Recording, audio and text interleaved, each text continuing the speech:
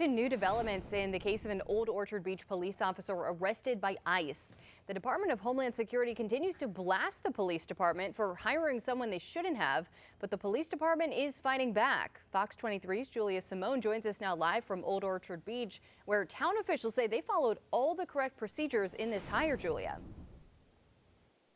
Marissa, the chief and town manager kept coming back to one word: disappointed, not only in the way their department is criticized, but also in the lack of communication from the Department of Homeland Security, which is also in charge of ICE.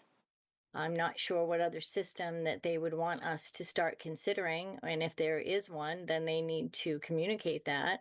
ICE says John Luke Evans was arrested after he tried to buy a gun last week. He was buying the weapon because he had been hired as a summer reserve officer for the Old Orchard Beach Police Department.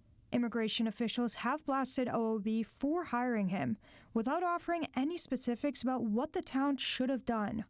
OOB's town manager says before they hired Evans, he provided all the necessary paperwork to be a reserve officer and passed a background check. What he provided was his birth certificate, a valid driver's license, his passport, his U.S. Social Security card, his I-76 U.S. work authorization, which it's an employment authorization document, which showed that it was valid till 2030. And then he also provided just some other additional, proof of credit and a resume.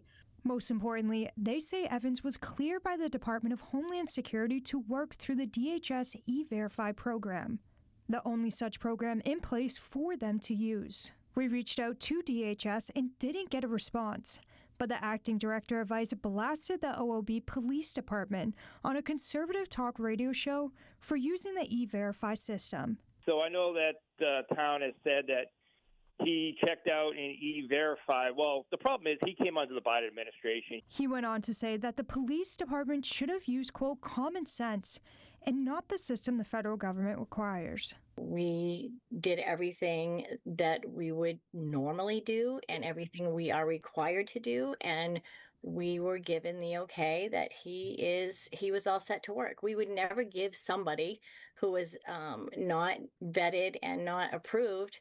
We wouldn't, first of all, hire them, and second of all, we would never give them a firearm. And the police chief confirmed there's no other immigrant officers on their staff. And we also obtained Evans' personal file, and there is nothing unusual in it. Live in Old Orchard Beach, Julia Simone, Fox 23 News at 10.